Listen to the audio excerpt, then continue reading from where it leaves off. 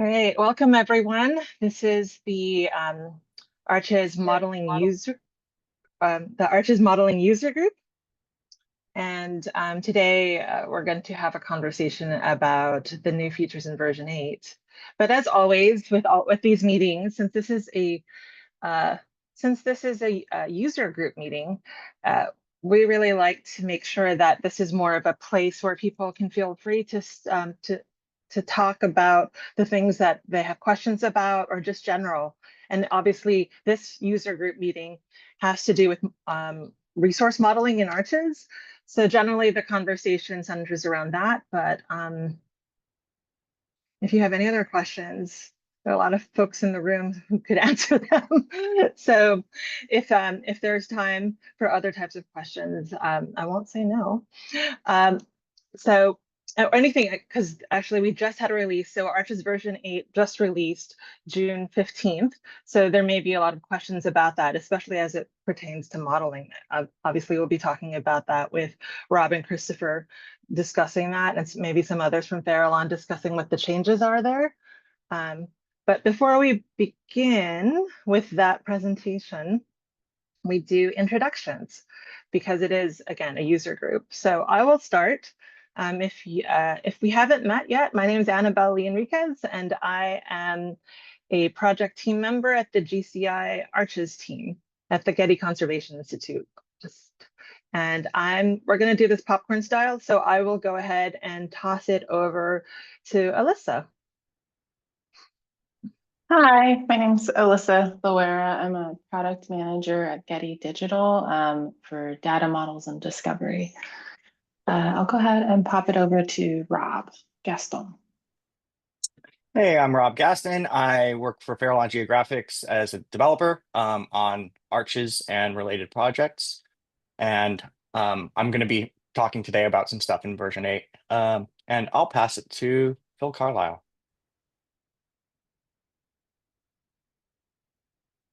I was kind of expecting that, Rob, but not expecting it enough to be unmuted.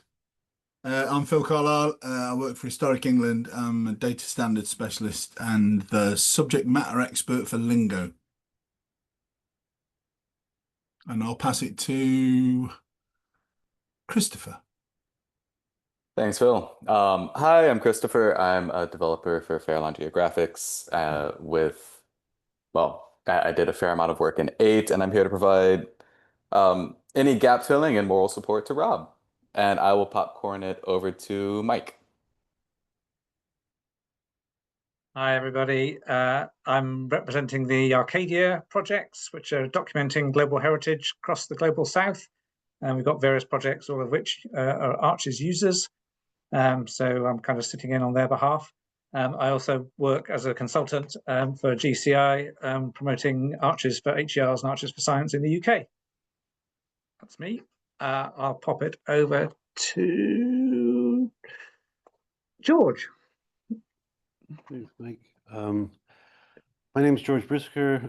I'm the CEO and semantic architect at a SME based in Bulgaria called Tech and Solutions. We work on semantic data management projects and lots of them built around Arches. And I'm co-chair of the CDOC CRM SIG and chair of the Arches Resource Management Working Group, modeling working group, in case you want to raise questions of standardized models, etc. Very happy to talk about that. And I will now pass it on to Sarah.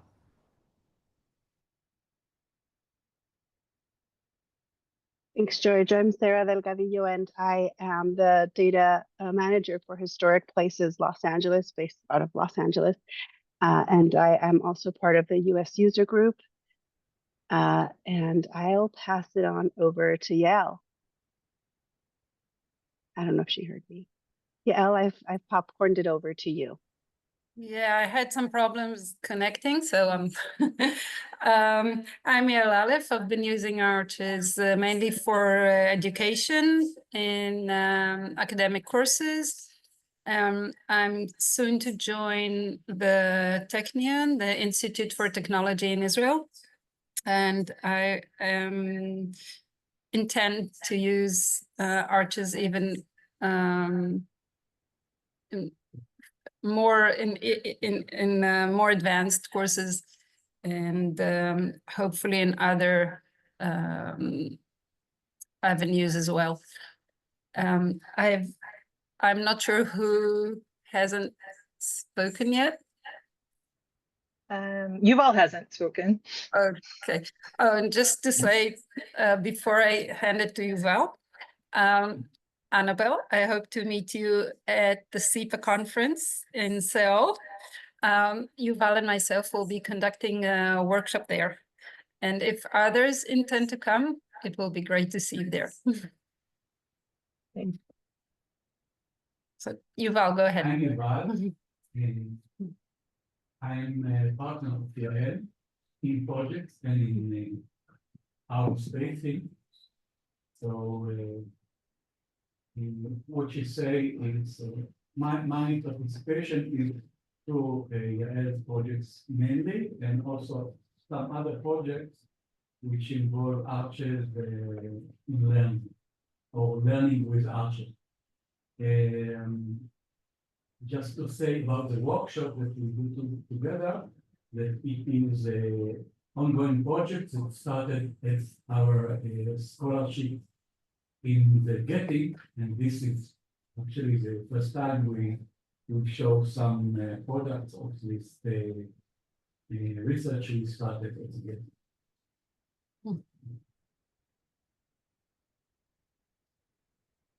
Yuval, would you like to pop it over to somebody else? Lisa?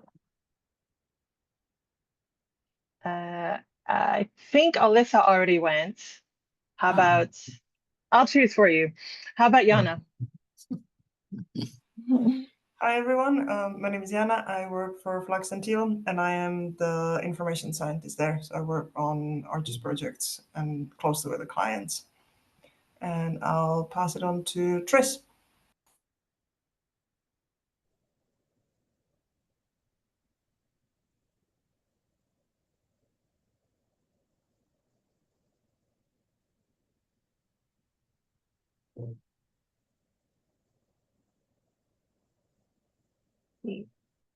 Tris, if you're speaking, we can't hear you. But while you're sorting yourself out, I'm going to go ahead and move over to John Murphy. John, I'm a Heritage Data Manager for the Department for Communities in Northern Ireland, and we're implementing ArcGIS currently with the help of Flux and Teal. So I'm going to pass it over to Ron. Has anybody been to Ron yet? No? I'm Ron. I'm working at the Letterenhuis, Flemish Literary Archive based in Antwerp, Belgium, and together with 3 other Antwerp-based museums, we're using ArcGIS to describe the objects in our collections. And I'm the project manager, or some application manager. And I'll pass the stick to Dennis. Thanks, Ron. I'm Dennis Withrich. I'm the CEO of Farallon Geographics here in San Francisco, and I've been working on the ArcGIS project since its very beginning. And I came a bit late, so I'm not sure who all's gone yet. So maybe Annabelle, you could pick for me. Sure. Let's go ahead and keep that in with another Withrich. Let's go with Alex Withrich. Hi, everyone. My name is Alex Withrich. I'm also a team member at Farallon and here for moral support. So excited to see Rob's presentation today. I'll just go ahead and Anais. Hi, my name is Anais Guillaume. I am a knowledge engineer and working on Notre Dame de Paris in France. I am currently in Marseille. It's really sunny there. Yeah, I'm more expert in architecture and archaeology in general, but I am excited to see other kind of modeling that we could talk about. Great. Let's see. And skipping Bruno and Trissa, if you can read in the comments their intro. Great. And did I anyone else? Did I miss anybody? I don't think I did. Great. And I will say this too, on our agenda, as always, we do have a modeling clinic, the opportunity to, if we have time, to answer any modeling questions at the end. So if there's something that, if you have a modeling question that you'd like to ask to this group, and we can all try to solve that together, you can ask that towards the end if we have time. But with that, I'm going to go ahead and pass it off to Rob and Christopher to discuss the new features in version 8 that pertain to modeling. Cool. Thanks, Annabelle. So hopefully y'all can see my screen now. So there's been some talk about my quote unquote presentation here today. I'll just say this is going to be pretty informal. We've been quite busy this month, as if you've paid any attention to the development side of Arches, you would know. Part of that has been the latest release of Arches version 8, which we're very excited about. So what I'm going to be talking about is specifically for this group is this new feature set that we're calling graph versioning. And we think it's pretty relevant to this group because it shifts significantly, I think, some of the way that you'll actually manage models in Arches. And I'll get into, like, as I'm going through this, the reasons why we're doing these things. Hopefully some of that is intuitive, but essentially now we've introduced this concept of graphs being versioned over time, which means that any model changes that you make are sort of codified into a version of a graph, and that allows us to identify directly a specific data model. There's a bunch of advantages to this. Primarily, though, it provides a way for application developers to write code against a fixed resource model at a fixed version. For you all, I'm going to walk you through how it actually works as a resource modeler. So the first thing that you need to know is that there are now states of your model. So when you're working on your model, you're either working on the published version, the current version of the model, or a new draft version. And this, I called out this section of the documentation here in the chat with a link. And this, I'm just going to kind of highlight this diagram here, because I think it's helpful for thinking about how your changes actually flow through the system. But at its heart, you're always either working on the current model or a draft. And the draft represents some new changes to the data model itself. So edits that you make to the current graph are somewhat more restricted. They're limited to changes that don't actually impact the data model itself. That is to say, the actual structure of the data model. So you can change things like labels and names.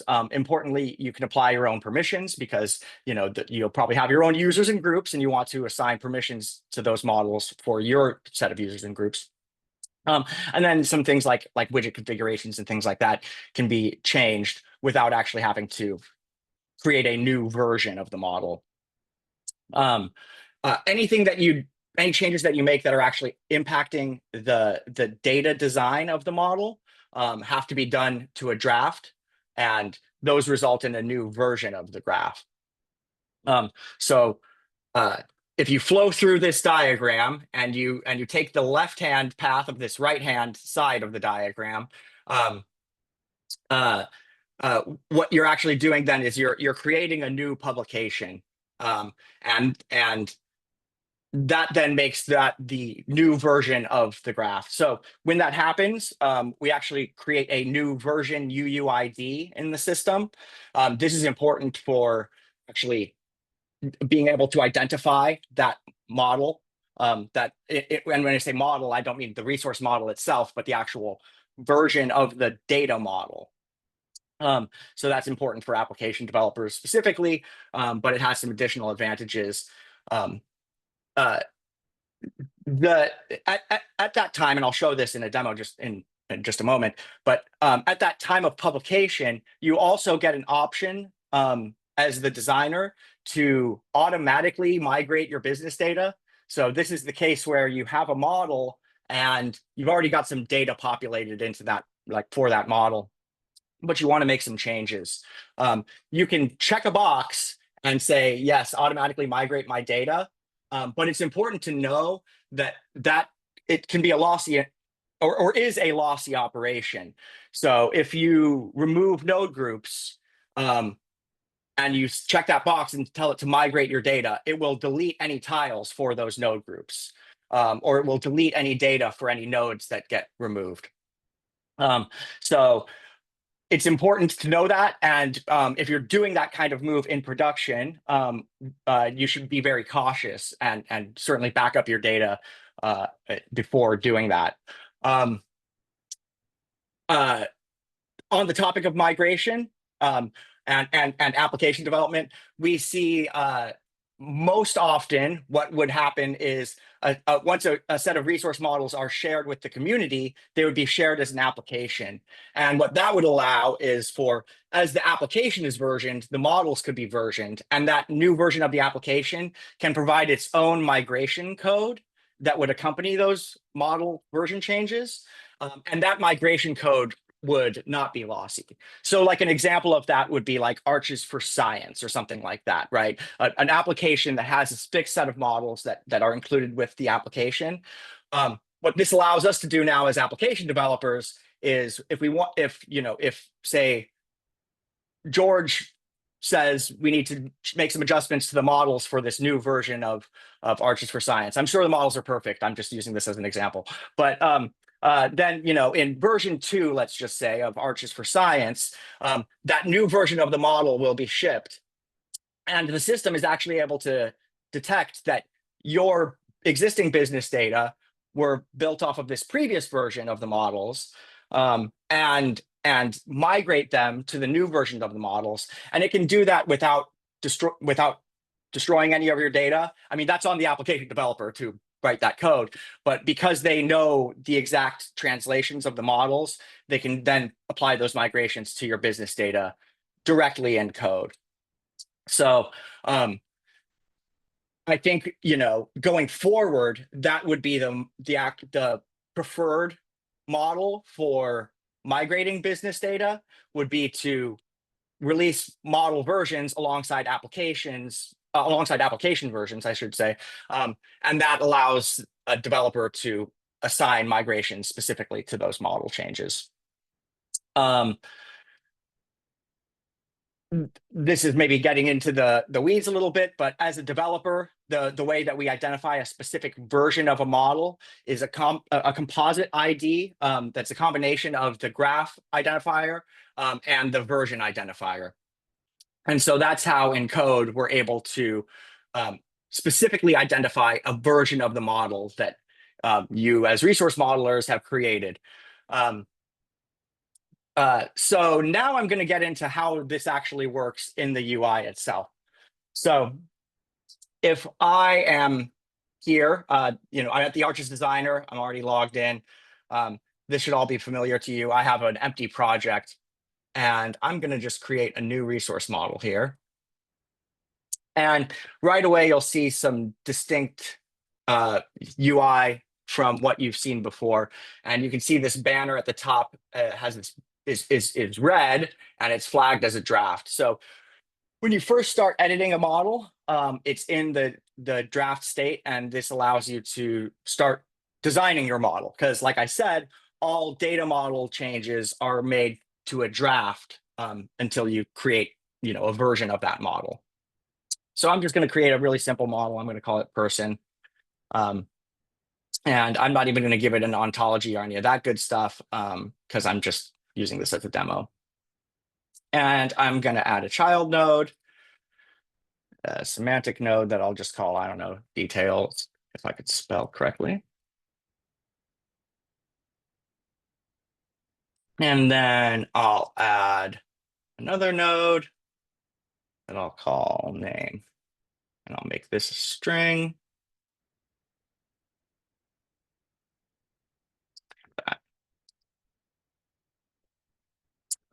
So now I have a very simple model with one node that I'm going to populate here.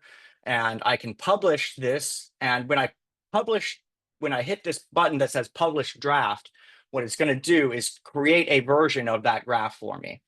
So I'm going to do that. And it gives me an opportunity to include some notes. This isn't required, but I think it's really useful because this is your opportunity to provide some breadcrumbs for yourself or others about why you were what you were trying to do with these changes. We as developers think of this kind of like as like your commit message so it's like, just some sort of notes about why you made these changes. So I'm just going to say initial person model design or something like that. And then I hit publish. And now you can see I've got a published graph. So this is what it looks like when you're editing the published or current graph, right? This banner is not red. You don't see that draft flag. And you'll also notice this little lock icon instead of the buttons that you are familiar with that allow you to actually modify the resource model. And you'll also notice that a lot of things are disabled. This is because, again, we're trying to fix the data model itself. You can still come in here and say, edit things like widget labels, right? And this is important so that you can say localize these things. These are independent of the data model themselves. They just affect the presentation. And so you're still able to edit things like this. If I wanted to change this to name of person for my specific requirements, I could do that. And if I wanted to ship those changes, I just have to save those edits, and then I have to update the publication. If I didn't want to update that, if I didn't want people to see name of person, I want it to go back to how I had it before, I could revert those changes. So if I hit revert, it's going to warn me, and then I can say okay, and it's just going to then revert everything that all the changes that I saved previously. So now name is going to show as name and not name of person. But that allows me to make specific local changes. This is typically, probably more of like a system admin kind of. I would conceive of this as more like system admin kind of tasks than modeling tasks, right? Probably when you're making these kinds of edits, what you've done is you've adopted some models from some existing application, or you've got models that, you're using for just your own purposes. But what you're not trying to do is actually make model changes. You're just trying to adjust the way that these models are presented, or important things like permissions, right? So you can still assign node group permissions, but you do that to the current graph. And that allows you to assign those things without actually creating a new version of the graph. So what I'm going to do now is I'm going to add, or excuse me, before you add data, you'll notice that we've got this flag for model state, active or inactive. This allows you to control, independent of the publication state, whether models are available for users to enter data. And so I'll have to switch that. And then if I switch that, now I can actually create data for this resource model. And I'll create a new person and I'll call him Rob. And so now I've got data entered for my person model. And so this is the case. This is one of the cases that a lot of people find themselves in that was a frustrating thing in the past with arches. And So, now that I've got data entered for this model, I can't make the changes that I want to make to this model. And so what I do now, and I did that too quickly, I'm sorry, so I'm just gonna hit abandon draft.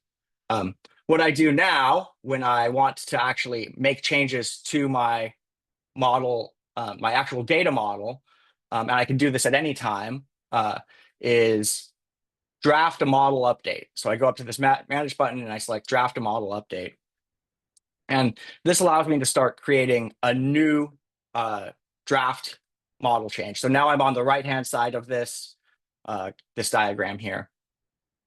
And what I'm going to do is I'm going to add a child node here, name, and I'm going to call it age. I feel like I could have picked something better than that.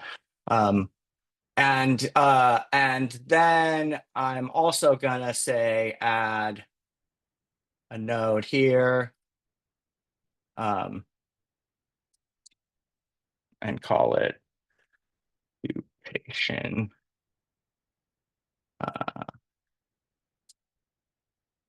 And I'm going to add a couple of notes to this. Say something like title.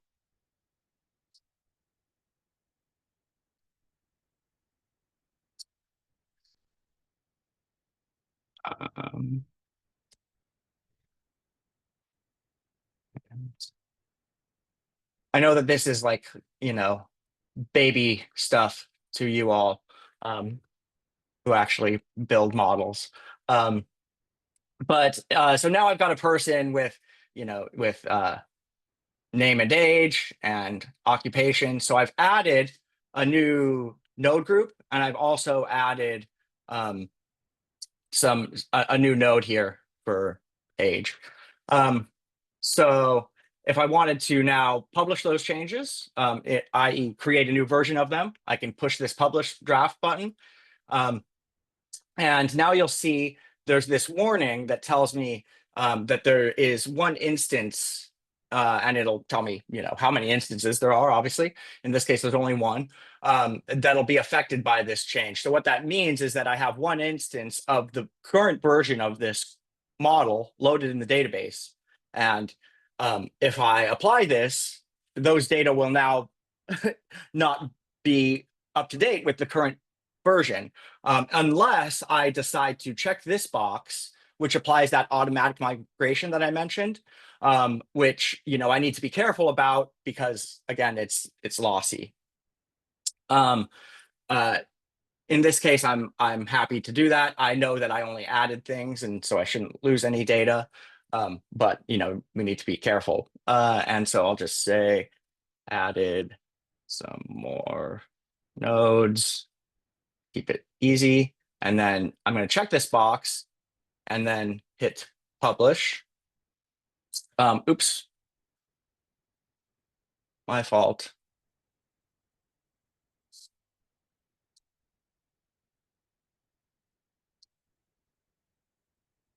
You have to have Celery running to do this.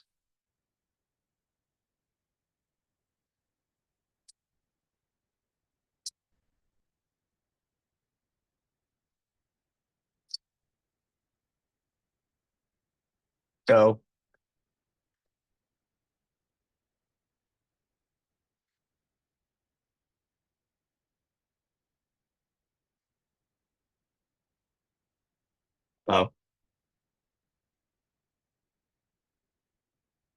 Celery is not working here.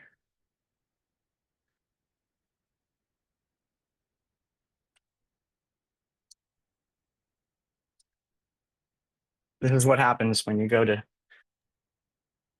do a live demo.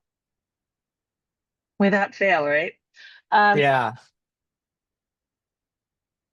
So as you're sorting that out, I wonder if I can interject with a question, or are you? Yeah.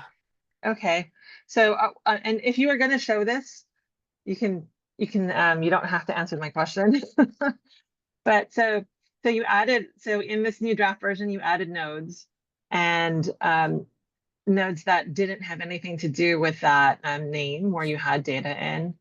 But what if you were going to change that node, that name into, if you were going to say if you had an ontology and you were going to change the class of it, because but you're not deleting the node, you're just changing some aspects of the node, and will the migration just assign it to that same node?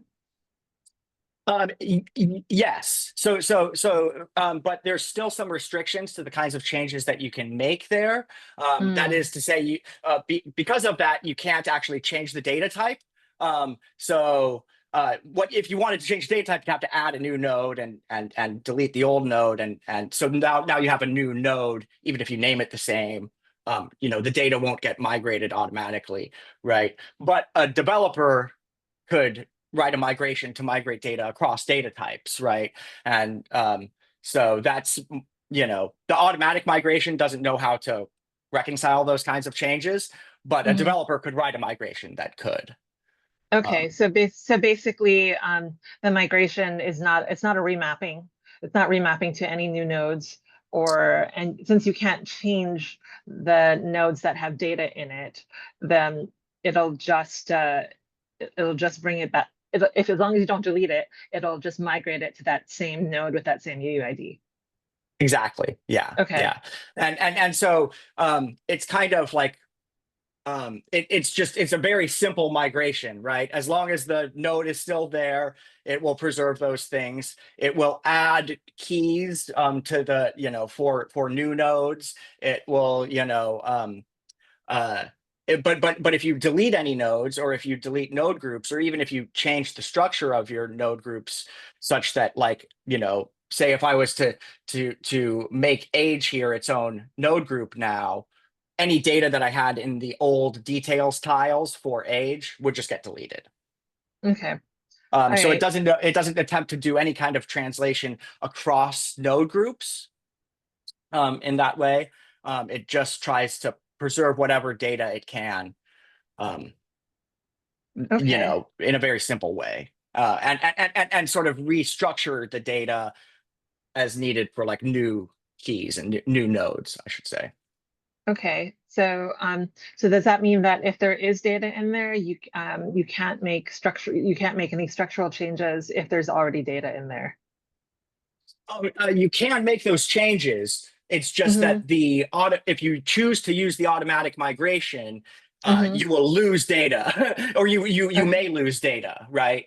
So you're allowed to make those changes. It's just that may result in data loss. So it's really more a caution of using that automatic migration. Got it. So I'm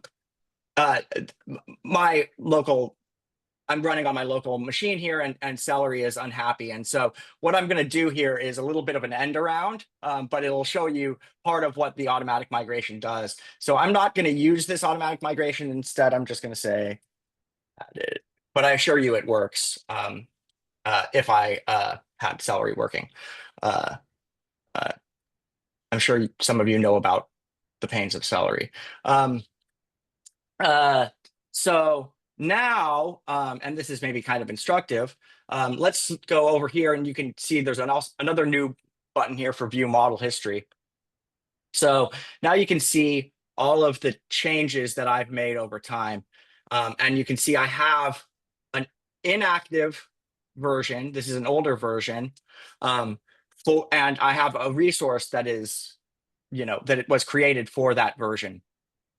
So if I go over here to search, for instance, I can still see the resource that I created for that older version. And I can even view a report on it, but it's going to warn me that this instance is not in sync with the current version of the model. And I can't make any edits to it. So what I could do is either come over here, and I can switch back to the old version of the model, and that will actually completely restore the data model to the state that it was in previously. So now you can see I just have the name and nothing else. That would then render this thing, once again, editable, right?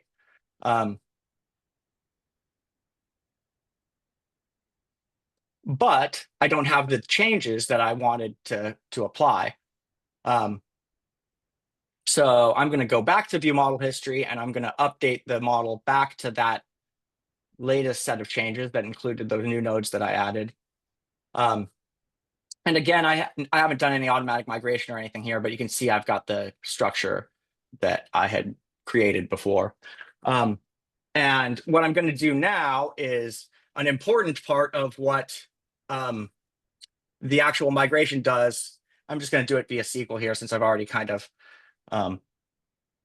shown you under the hood a little bit. I'm just going to run this little bit of SQL, and hopefully that will now allow me to show that I've updated the resources to reflect this new graph version. All I did there with that little bit of SQL was reset the graph publication ID on my instances to the latest graph publication ID.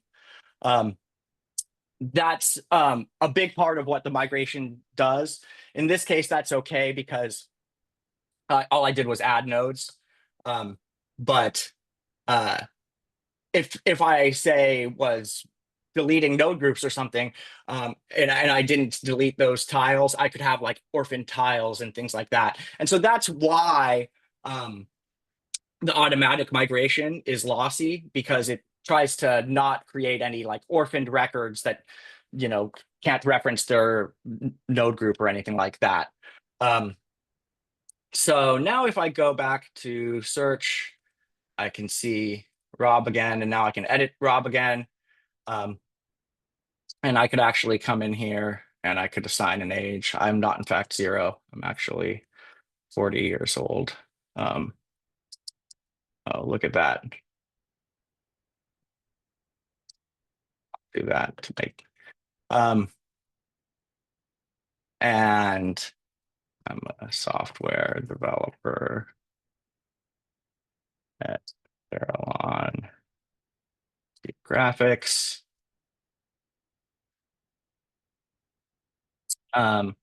So now you can see I can populate these things. There's some sort of a bug with my number node there. Oh, there we go. But you can see now I can start actually, you know, using this new version of the model. If I came in here and I made some changes to this, like say deleted, if I, you know, create and draft a model update, and I came in and I deleted this, say, this entire node group, I could do that and I could publish this new change. But this is where, you know, you really need to be careful, right? Because if I was to check this box and if I had Celery working, what happens on the back end is it would delete that tile that I just created. So I would lose that data entirely. So that's why I'm cautioning that you really need to be careful about backing up data before using this. Where I see this being really useful, particularly, would be a case that probably a lot of you have found yourselves in, where you're iterating, like early on in a project, you're iterating on models at the same time as you're iterating on ETLing data into those models. And you can wind up in this frustrating situation where you're trying to make model changes, but you've already loaded some data into the models. And in those cases, you know, you're at such a point where you really maybe aren't concerned about losing the data. You could reload those data, you know, afterwards using the bulk data manager, or, you know, you have the source data, you're in the process of doing that ETL work. You just want to get your model changes, you know, sort of forced through and have the data reflect those changes. That's when I see this being really useful. Or if you're, say, like working on a kind of a smaller scale project and you're comfortable with just versioning your own models locally, and you just want to, you know, again, force that migration, you might use this as well. And I would just, always as a best practice, be backing up my database before applying any of these changes, just so that you don't permanently lose any data that you might be working on. So that was a bit of a whirlwind, and I'll stop and ask for any questions. I have a quick question. Yeah. I noticed then when you looked at the version history of the model, when you migrated the data, it then, you got that one resource in the current version. Does that mean then the data is no longer available in the inactive versions? Because it says now number of resources 0. Yeah, what that means is now if I go to this version, right, and I say restore model version, I can do that. Now that that record is out of sync with the old version, right? Or with the current version, which was that previous version. So it preserves the version of that data or those data, so that you don't lose any data in that change. Importantly, we currently don't support doing the automatic migration when you do this restore model versions, but I think we will in the future, because it's not much different. But all the same caution that I mentioned before would apply, right? Like if you're doing that and if you're moving between models and you're migrating your data, you're only losing more data. We're never adding more data, right? So you're only losing more data if you are doing that and you're not cautious about it. Okay, got it. So if you go back to the current, then you won't have those resources. So it won't migrate the resources back into the previous versions, is what we're saying. Right now, yeah, but I think probably in a minor release on version 8, we'll add when you do this, we'll change this to be a dialogue like the other one that has a checkbox in it, where you can optionally do that migration, right? So I think we'll support that as like a feature that is using the automatic migration when you're changing between model versions here, but it is going to again be lossy. Does anyone else have any questions about this? Yes, George.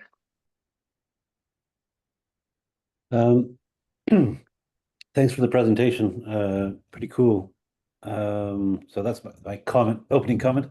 Yeah, it seems to me like then, like if you're working with a big project that leaves there's a space there for figuring out these large scale migrations, and the right tooling for that, etc., so that you can plug that into the process. But I'm also thinking that I think you gestured towards it, but it seems like with some of the existing tooling of Arches now, with the bulk editing and the tile exporter and importer and those sorts of things, that if you were clever about your activity, you could be like, I'm thinking about, say, like a real case scenario would be that we have Getty has models that are built in linked art standard before the linked art standard was standard. So some changes have been made, some basic decisions, and so you could think well, in targeted situations, there's this node group and it's like this, and now the specification says it should be like that, and so you could go through and you could, even without building a big ETL procedure, in principle, you could do a targeted export of your tiles or your data from a particular branch, know that it's good there and secure, then build whatever you want to replace it with, repatch it so that you're pulling it into the right places, renaming fields or whatever, as you would do in the branch editor, pull it back in, see that it's good, and then you could go and lose that other data. Does that sound like a process that you don't have to 100% guarantee it, but that sounds like something you might try to pull off? Well, yeah. I mean, I think uh my response to that is somewhat of a punt, but it's but like all of the pieces are in place, right, to do that kind of thing, right? Uh some, you know, enterprising application developer will have to come along and build, like, say, what here's what I imagine they would build. Oh, I don't have it enabled here, but what I imagine they'll build, and this is sort of, I think, along the lines of what you're suggesting, is like bulk importer modules that would allow you to say, uh, oh, I know I have one resource that is in, or I have 1,000 resources that are in this version, you know, this old version. Um, uh, and it is intelligent enough to say, you know, I can migrate you from this version to this version, um, and maybe even do it in ways that are lossless, right? Where where you preserve data even across like kind of complex model changes, because if as an application developer you know exactly what this model, the shape of this model is, and what the shape of this model is, you know, then you can do those kinds of translations in code. So, But you you might know, not have to do it. I'm saying you don't even have to do it in code necessarily. Like code is like the big lift, but like if you can, if the you can use the branch or tile exporter or whatever it's called, you know, it's so that you get the data out. You want to save the data somehow. You know, like this is good data and it's in this form of the data model, but I've got another complex, you know, branch that I've been told this is the way to do it. I've got all the data I need. Mhm. Needs to go over here instead of there. So I just push it out, sitting in, you know, I've got it in my pocket, and then I go and I make a new version of the model, which is going to have the shape that I need. Um, like I add in a new branch. I don't even have to I don't have to change the branch I already have. I just added a new branch which has the shape that I want. Then I could go and change in the CSV or whatever, names of things, blah, blah, blah, pull back in. Now I've populated Yes. according to the new structure, and then I check it out. I do some double checking. I do some crossing of myself. Okay, it's stable. It's good. And then I could go and, you know, decide to get rid of the other branch, and then it loses stuff. I don't care. I've migrated it. Like I did a mini migration Yeah. with something I have already in my toolbox. Absolutely. That's exactly how I would envision this being used. And when I was sort of less articulately talking about like an ETL use case for this, it's like the same process, right? Where you're like, oh no, I'm going to change just this part of the model. Okay, I'm fine with losing those data right now because I have them sitting right over here. I could just reload them, you know, in this from the source, right? So I'll just truncate that. Yeah, okay, fine. Automatic migration, you know. Now I'm going to pull this new branch in and I'm just going to reload those data into the existing instances, just, you know, at pick your tool, right, to do that load. So I think that's exactly right. Like I see this whole kind of, you know, iterative flow, right? Where you could work on your models and um, you know, export data like you're suggesting, right? And then re-import them into, you know, some relatively complex model changes. And that would be a kind of a migration that someone could do today without having to write any code. Like that's you know, exactly the kind of thing that we want to support here. Cool. Ron? I'm wondering if you envision some means to identify those changes in the models to compare them, because I can imagine it will get quite messy and you don't know. In order to estimate the impact on your data, it's good to know what has changed between the different states. Yeah. Right now, the automatic migration thing is just very you know, it just tells you here's how many instances you have, and you might lose data. Hope you know what you're doing. The only way really to compare the two is to, go back to the old state of the model. And you can do that. You can sort of try to visually compare what the differences are, but there's no like sort of diffing tool built in, right? So what I would say is like I think we want to improve the automatic migrator over time, and probably things that it could do, that things that would be nice, right, is if even ahead of doing your automatic migration, if as you're like say as I'm working on a version of the model, let's say, like if I came in and if I was in a draft model, I'm still getting used to that myself. If I was in here and I did this delete, that I could get, even ahead of hitting publish draft, some way that I could get like a running understand a doctor tool of some kind, right? Where I could say like, what are the impacts of my changes, right? Oh, well, you're going to lose N tiles and resources or whatever, if I was, going to do this automatic migration, what would be the impact of these changes, right? Right now, we don't provide any way to like ask those questions or any, but I think that would be useful and probably something that could be built into this.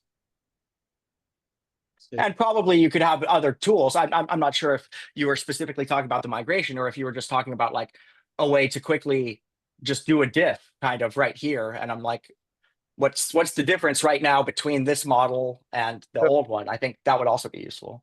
Mm-hmm. Okay, thanks.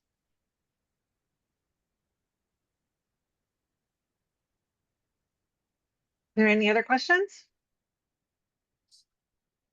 And obviously this is all new stuff, and we are looking for feedback in terms of things that you would like to see in terms of how to make this more useful. So if something like a way to do a diff of the models was of high value to people in this group, we're certainly hoping to hear that kind of feedback as well. Yeah. No, I think I know that I've started to play around with this, and I'm still getting used to it and making sure that but I do think that as a modeler, it does help to solve some problems. It doesn't solve all the problems, because you will, as we have been discussing, there is whenever you're dealing with data that's already in there, you always have some decisions to make there, especially when we're talking about migrations. But it definitely solves a lot of problems for when you want to make certain changes. But you're restricted in doing that. Well, in version 7, you were restricted in doing that because there's already data in the model, regardless of where it was, oftentimes. So I think this is definitely helpful. Still wrapping my head around everything, especially, and something that we didn't cover even was the resource instance version states, the lifecycle stuff, but that's not really having to do with modeling at this point. And hopefully we'll do we will do some sort of programming, and the Arches team will do on version 8 to talk about some of these other changes or some of these other enhancements in version 8. But for this, I think this has been very helpful. And again, if any of you have any additional questions on this, please feel free to ask them on the forum. And I did want to say that, you mentioned SEPA. I will be at SEPA. So that's in Seoul this year, in August, and we will have an Arches workshop there. And I, along with my colleague David Myers, will be presenting the Arches workshop there. So if you are going to Seoul to SEPA, please do sign up for that. The sign up ends at August 15th for that workshop. And and any other questions or comments? I was just going to say, make a final point on my end, which is this. I think some of this may seem like just added complexity, and if that is the case to people, that's meaningful feedback to us as well. But I think you know, the graph versioning capability is, I think, going to be really important for the growth of Arch's applications. So there's a lot of usefulness in having defined graph versions to application developers. And a lot of the complexity that you've seen here, I think, gets concealed if you're, say, picking up and using an application that already has resource models and satisfies a set of use cases for data management. And I'm thinking of things like Arches for Science or Rascals or Lingo is a forthcoming thing. For those cases, application developers are going to be able to build really rich user interfaces and APIs around a fixed set of models, like a specific version of the models, and also ship new versions of those models alongside their application code and the migrations that would attend to those. So if you're using that pattern as a user, you're not doing resource modeling, which is what this group is all about. But the complexity of the versioning kind of goes away from you, right? It's being managed by the people who are building the application, right? So a lot of this actually is meant to make a richer, better application experience, and that's what versioning supports. Yeah, and then actually, Rob, you talked about Arches for Science. We are actually making some graph changes to Arches for Science, and we will be doing that in a way that is people who are using Arches for Science can migrate to. Though Arches for Science is currently not in version 8, we're making sure that those changes, the graph changes, you're able to migrate to those graph changes because it's in the application. But as application developers, that's a lot harder right now. Doing that in version 7, it becomes a lot easier in version 8. Mm-hmm. Yeah. Great. So we're almost at time. I did want to say that if you have any suggestions for what we cover in the next meeting, do let us know. But I already have some topics in mind, whether it's potentially looking at the current package, the OG package. So that's George and Alyssa, potentially. Maybe we can talk about that next time, or maybe talk about another application or other suite of models in the future for the next next meeting, and these meetings are quarterly, so this would be in the next 3 months. All right. If there are no other questions or comments, I will be in touch with planning for the next meeting. But thank you for attending this meeting, and hopefully it was very helpful to you. Bye, everyone. Bye. Thank you very much. I'll see you in Seoul. Thank you. See you then.